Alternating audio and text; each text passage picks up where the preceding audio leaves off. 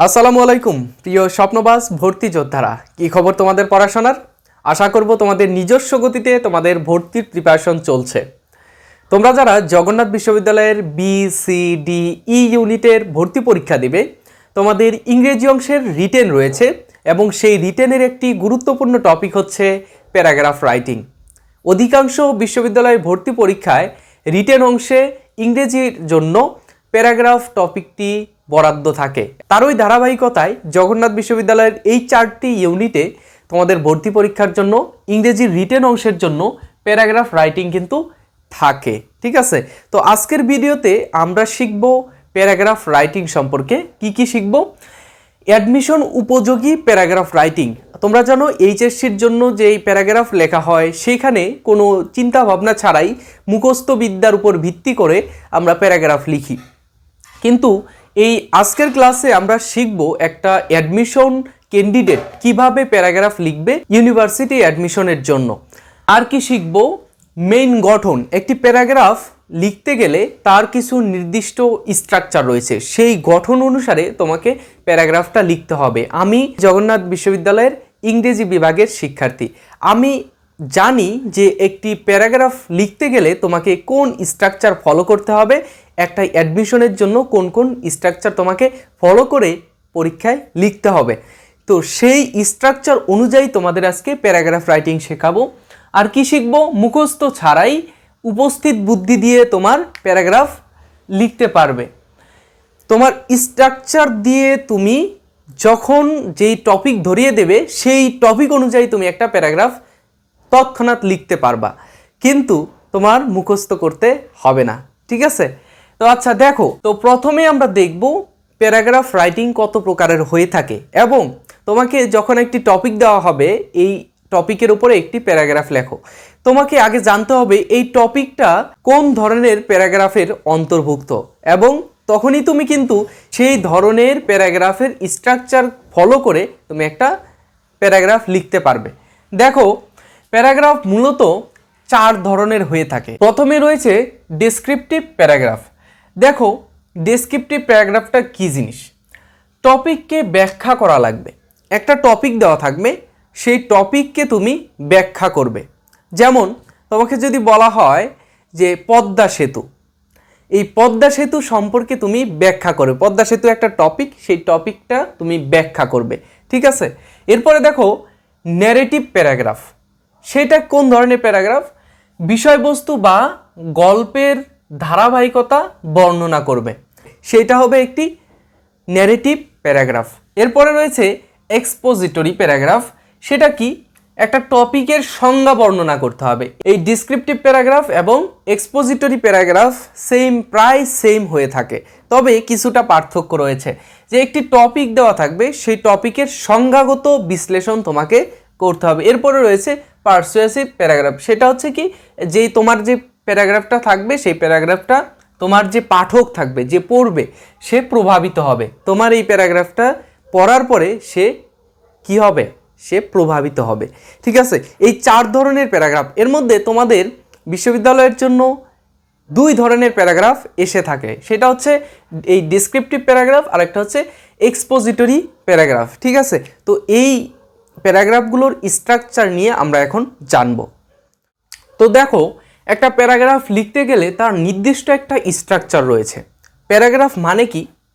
Paragraph মানে একটা নির্দিষ্ট লেখা, কোনো মাঝখানে ফাঁকা থাকবে না, কোনো স্পেস থাকবে না, সেই স্পেসবিহীন একটি লেখা, যেটাকে বলি আমরা একটা প্যারাগ্রাফ। আমরা যখন প্যাসেজ পড়ি, প্যাসেজের মধ্যে আলাদা আলাদা, এই যে মনে করে যে এই যে একটা লেখা 3-4 লাইনের, এখানে একটু স্পেস দিয়ে তারপরে কিন্তু আরেকটা লেখা হয়। এটা আলাদা প্যারাগ্রাফ, এটা আলাদা প্যারাগ্রাফ, এটা আলাদা প্যারাগ্রাফ। ঠিক আছে, এটা তো জানা কথা, তোমরা সকলেই জানো। তো এই প্যারাগ্রাফগুলো একটা নির্দিষ্ট গঠনের হয়ে থাকে।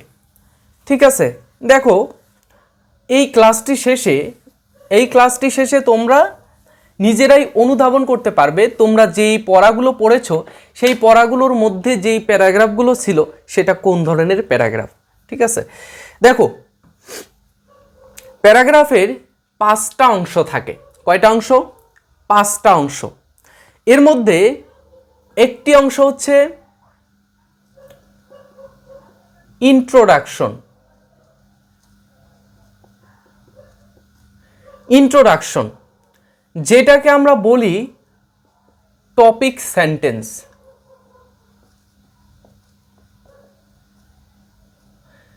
Topic sentence. 2 নাম্বার হচ্ছে বডি। এই বডির মধ্যেই রয়েছে 3টি পার্ট। নাম্বার 1 হচ্ছে সাপোর্টিং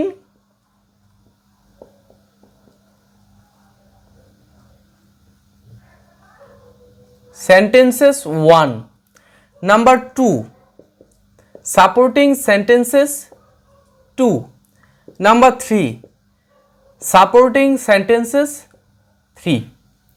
এরপরে রয়েছে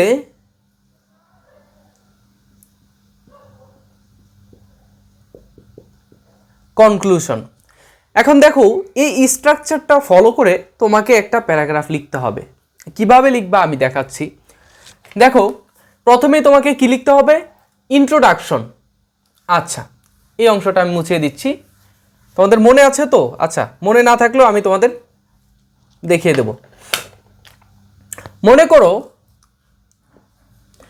করো তোমাকে আমি টপিক ধরিয়ে দিলাম ট্রাফিক জ্যাম। ঠিক আছে, ট্রাফিক জ্যাম এটা একটা টপিক। এই টপিক অনুসারে তোমাকে একটা প্যারাগ্রাফ লিখতে হবে এবং প্রথমেই তোমাকে ইন্ট্রোডাকশনের মধ্যে একটা টপিক সেন্টেন্স লিখতে হবে। প্রথমে একটা ইন্ট্রোডাকশনের মধ্যে টপিক সেন্টেন্স লিখবা। এখন টপিক সেন্টেন্সটা লিখবা কিভাবে? যেই টপিকটা তোমাকে দেওয়া হবে, টপিকের যে টাইটেলটা রয়েছে, যেমন টাইটেলটা কি, প্রথমে উপরে কি লিখতে হয়? Traffic jam. এটা হচ্ছে টাইটেল। তোমরা যখন প্যারাগ্রাফে লিখো তখন একটা টাইটেল লিখো। এখন এই টাইটেলটা দিয়ে তোমাকে একটা সেন্টেন্স লিখতে হবে, যেই সেন্টেন্সটা একটা প্যারাগ্রাফের প্রথম লাইনে থাকার যোগ্য। বুঝছো বিষয়টা?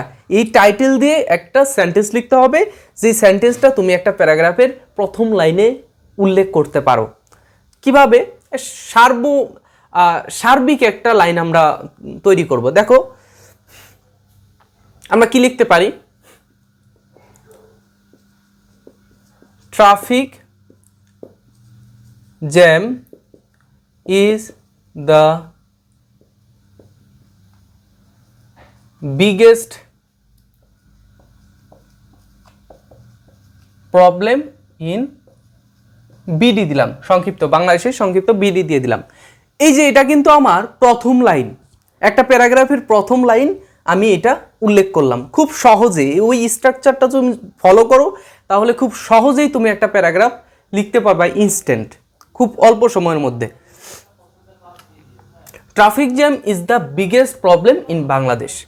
এখন দেখো এখানে তুমি কিন্তু একটা টপিক সেন্টেন্স লিখছো, ঠিক আছে।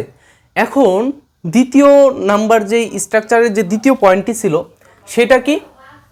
সেইটা হচ্ছে তোমার বডি বা টপিক সেন্টেন্সেস।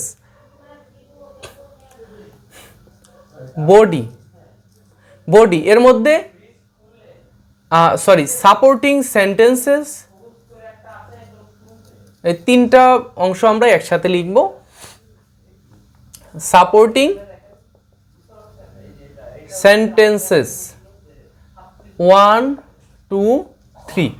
এই 1, 2, 3 সাপোর্টিং সেন্টেন্সেস এক অথবা একের বেশিও হতে পারে, তবে আমরা সর্বনিম্ন একটা করে লাইন নিয়ে একটা প্যারাগ্রাফ লিখব। তবে মার্কের উপর ডিপেন্ড করে তোমার প্যারাগ্রাফটা কতটুকু হবে, খুব শর্ট হবে নাকি খুব বেশি হবে। সাপোর্টিং সেন্টেন্স কাকে বলবো? সাপোর্টিং সেন্টেন্স হচ্ছে তোমার এই যে একটা লাইন লিখছো, তুমি টপিক সেন্টেন্সটা লিখছো, এই টপিক সেন্টেন্সকে সাপোর্ট করে তোমাকে কিছু লাইন লিখতে হবে। টপিক সেন্টেন্সের মধ্যে কি লেখা আছে? Traffic jam is the biggest problem. Traffic jam কি? একটা বড় সমস্যা। এই বড় সমস্যা, কিভাবে এটি বড় সমস্যা হলো সেইটার উপর ভিত্তি করে তোমাকে কিছু কিছু লাইন লিখতে হবে। আমরা একটা একটা করে লাইন লিখি। এই বিগেস্ট সমস্যাটা কিভাবে হইল? বিগেস্ট প্রবলেম, তারপরে তুমি লিখবা, এখানে তো শেষ হচ্ছে, এখান থেকে তুমি নতুন শুরু করা যাবে না, এখানে যদি জায়গা থাকে তুমি এরপরে লিখবা। কারণ এটা যদি তুমি এখান থেকে শেষ করো, এই পাশে জায়গা থাকা সত্ত্বেও এখান থেকে কিন্তু তুমি আরেকটা প্যারাগ্রাফ শুরু করছো, তাহলে কিন্তু তোমার এই লাইনটা সহ একটা প্যারাগ্রাফ হচ্ছে না, এটা আলাদা প্যারাগ্রাফ, এটা নিচে আলাদা প্যারাগ্রাফ, এটা প্যারাগ্রাফ হবে না, আলাদা একটা লাইন হবে, বুঝছো? আচ্ছা দেখো, আমি লিখলাম যেহেতু এটা বিগেস্ট প্রবলেম, এই বিগেস্ট প্রবলেমকে সাপোর্ট করে, যেহেতু সাপোর্টিং সেন্টেন্স লিখতে হবে, এটাকে সাপোর্ট করে আমি কিছু সেন্টেন্স লিখব। Sentence number 1, we lose our valuable time because of traffic jam।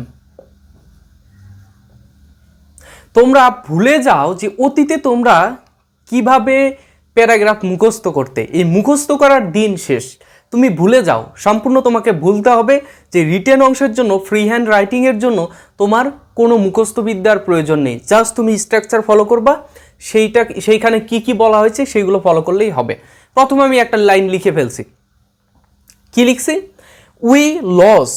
We lose our valuable time because of traffic jam. Because of traffic jam, traffic জ্যামের জন্য আমাদের গুরুত্বপূর্ণ সময়গুলো আমরা নষ্ট করেছি। এই একটা সাপোর্টিং এভিডেন্স বা সাপোর্টিং সেন্টেন্স, সেটা আমার এই প্রথম যে লাইন ইন্ট্রোডাকশন অথবা আমার যে টপিক সেন্টেন্স কতটুকু, আমার এই যে প্রথম লাইনটা, এটা হচ্ছে টপিক সেন্টেন্স। এই টপিক সেন্টেন্সকে সাপোর্ট করতেছে যে এটা যে বিগেস্ট প্রবলেম সেটা তো আমাকে প্রমাণ করতে হবে, তাই না?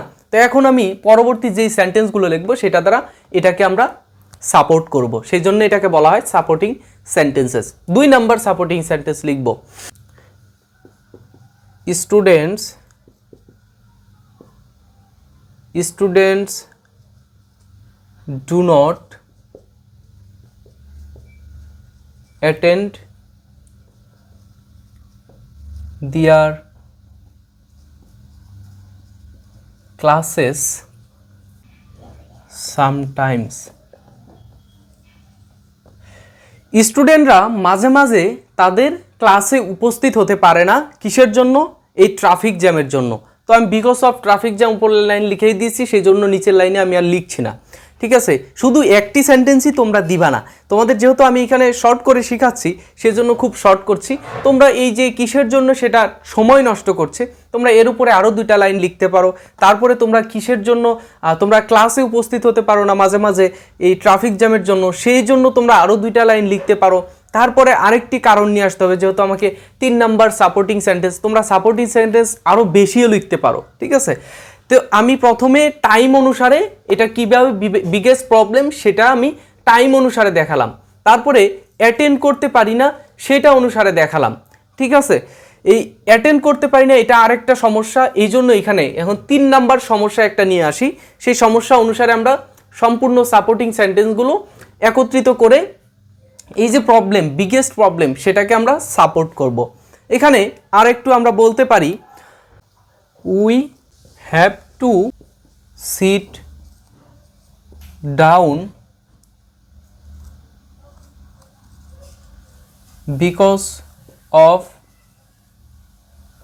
because of traffic jam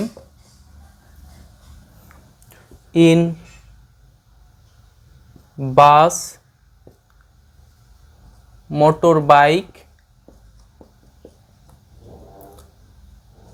and rickshaw।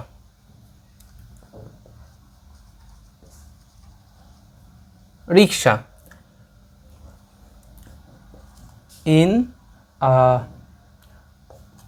the hot weather।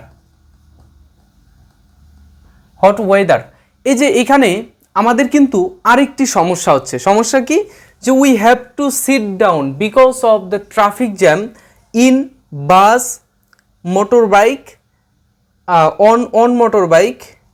on motorbike and rickshaw in the hot weather. এই যে এখানে কিন্তু হট ওয়েদারের মধ্যে তোমার বসে থাকা কিন্তু বিরক্তিকর হতে পারে। So we feel anxious and face obstacle, ঠিক আছে, উই ফেস অবস্টেকল, আমরা বাধার সম্মুখীন হই। তো এইখানে এই যে আরেকটা সমস্যা আমরা তুলে ধরলাম, এই সমস্যাগুলো কিন্তু কাকে সাপোর্ট করবে, এই যে বিগেস্ট প্রবলেম কিভাবে হলো সেটাকে কিন্তু আমরা সাপোর্ট করতেছি আমাদের সমস্যাগুলো দিয়ে, ঠিক আছে। এরপরে আমাদের কনক্লুশন আনতে হবে, তাই না? কনক্লুশন আনতে হবে, আমি উপরে লিখে দিচ্ছি কনক্লুশন। সো এইখানে দিব দেয়ারফর অথবা সো দিলাম, দেয়ারফর দেই। Therefore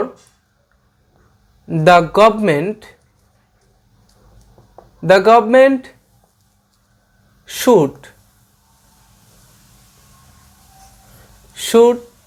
take steps to reduce the problem, traffic jam, অথবা তোমার প্রবলেম পর্যন্ত শেষ করে দিতে পারো। শেষে যে আমি একটা লাইন লিখলাম সেটা হচ্ছে কনক্লুশনে সাধারণত আমরা আমাদের যে এই সমস্যাগুলো থাকে, এই প্যারাগ্রাফটাকে তুমি আবার আরেকটা প্যারাগ্রাফ বলতে পারো, সেটা হচ্ছে প্রবলেম অ্যান্ড সলিউশন প্যারাগ্রাফ, সেটা ডিসক্রিপটিভ প্যারাগ্রাফের মধ্যেই চলে যাবে। এবং সেখানে কিন্তু আমরা একটা সমাধানমূলক কথা লিখলাম, লেখার কারণে আমাদের কিন্তু সম্পূর্ণ প্যারাগ্রাফটা হয়ে যাচ্ছে। এটা একটু খুব শর্ট প্যারাগ্রাফ, যেহেতু আমরা এখানে জায়গা কম, আমি শর্ট করেই লিখছি, আর ভিডিও বেশি লং হয়ে যাবে। তোমরা এইখানে এই প্রবলেমটা টাইম কিভাবে আমাদের ওয়েস্ট করে সেইখানে তুমি আরও 2টা লাইন লিখে দিতে পারো। তারপরে কিভাবে আমরা ক্লাসে জয়েন করতে পারি না, ক্লাসে আমরা দেরি করি, তো সেটাও তোমরা এখানে লিখে দিতে পারো। আরেকটি বিষয় হচ্ছে যে এখানে আমাদের কি বিরক্তির কারণ, আমরা বাসের মধ্যে যখন বসে থাকি তখন আমাদের শারীরিকভাবে সমস্যা হয়, আমরা বসে থাকতে পারি না, আমাদের হট ওয়েদারের জন্য বিরক্তির কারণ হয় এই ট্রাফিক জ্যাম। তো এই যে এই সমস্যাগুলো তুমি লিখে দিলা তোমার বডি প্যারাগ্রাফের মধ্যে, আর শেষে একটা লাইন, সেটা কনক্লুশন তুমি লিখে দিলা সমাধানমূলক, যে সরকার কি করতে পারে, আমরা কি করতে পারি। এখানে তুমি দিতে পারো we should dash dash dash, আমরা কি করব, আমরা ট্রাফিক জ্যাম রিডিউস করার জন্য আমরা জনগণ কি করব, সেইটা বিষয়ে তুমি লিখে দিতে পারো। তো এই হচ্ছে তোমার একটা প্যারাগ্রাফ লেখার আদর্শ স্ট্রাকচার, ঠিক আছে। তো আরেক ধরনের প্যারাগ্রাফ তুমি লিখতে পারো, আরেক ধরনের নয়, তুমি বলতে পারো এই ধরনেরই, তবে ওইটা খুব সিম্পল কখনো নয়। তোমার কিছু পয়েন্ট যখন লিখতে হবে, যদি তুমি কোনো পয়েন্ট লিখো, একটা অংশের মধ্যে তুমি পয়েন্ট লিখলা যে পদ্মা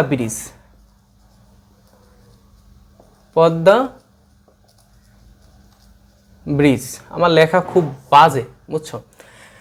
এই পদ্মা ব্রিজ সম্পর্কে তুমি লিখছো, Padma bridge is the biggest bridge in Bangladesh, এটা লেখার পরে তুমি এর মধ্যে কিছু তথ্য ইনক্লুড করবা, তাই না? তুমি কিছু ইনফরমেশন দিবা, পদ্মা ব্রিজ কতটুকু লম্বা, তো কবে তৈরি করা হয়েছে, কে তৈরি করছে, ঠিক আছে, কতগুলো পিলার, কতগুলো নাট, কতগুলো বল্টু, সবগুলোই কিন্তু এখানে তুমি বডি প্যারাগ্রাফের মধ্যে তুমি অন্তর্ভুক্ত করছো, ঠিক আছে। এখন আরও কিছু বিষয়, যে এইখানে তুমি একটা ধারাবাহিকভাবে পয়েন্ট দিতে পারো, পয়েন্ট নাম্বার, এইখানে পয়েন্ট তুমি বডি প্যারাগ্রাফের মধ্যেই মনে করো একটা বিষয় সম্পর্কে তোমার লেখা লাগছে, যে প্যারাগ্রাফের এতগুলো টাকা এতদিনে ব্যয় করা হয়েছে, এতগুলো টাকা এতদিনে ব্যয় করা হয়েছে। তো এই টাকা ব্যয়ের বিষয়টি তুমি এখানে পয়েন্ট আকারে লিখতে পারো। প্রথম টাকা দেওয়া হয়েছে, প্রথম টাকা ব্যয় করা হয়েছে এত তারিখে, তারপরে দ্বিতীয় টাকা ব্যয় করা হয়েছে এত তারিখে, তৃতীয় এত, অথবা যে কোনো কাজে, শুধু টাকা না, অন্যান্য কাজের তুমি মাঝখানে কিছু টপিক বা পয়েন্ট তুমি কিন্তু উল্লেখ করতে পারো। তারপরে তুমি তোমার কনক্লুশন সর্বশেষ লাইনে লিখে দিবা। তো এই যে স্ট্রাকচারটা, প্রথমে তোমার ইন্ট্রোডাকশন থাকছে, দ্বিতীয়তে বডি থাকছে, তৃতীয়টাতে তোমার কনক্লুশন থাকছে, এবং বডির মধ্যে কিন্তু তুমি সম্পূর্ণ কিছু ইনক্লুড করতেছো। তো এইভাবেই কিন্তু তুমি একটা প্যারাগ্রাফ অ্যাডমিশন ক্যান্ডিডেট হিসেবে তুমি একটা খুব সহজভাবে একটা প্যারাগ্রাফ লিখতে পারো। জাস্ট স্ট্রাকচারটা ফলো করবা এবং ইনস্ট্যান্ট কিছু কিছু তোমার সেন্টেন্স গঠন করলেই কিন্তু তুমি তোমার সম্পূর্ণ প্যারাগ্রাফটা লিখতে পারবা। ঠিক আছে, তো এই ছিল আমাদের আজকের ভিডিওতে তোমার BCD ইউনিটের প্যারাগ্রাফ রাইটিং নিয়ে। আশা করব তোমাদের খুব সহজভাবে তোমরা একটা প্যারাগ্রাফ লিখতে পারবা। তো সেই আশায় ব্যক্ত করে তোমাদের সাথে আজকের ভিডিওটি শেষ করছি।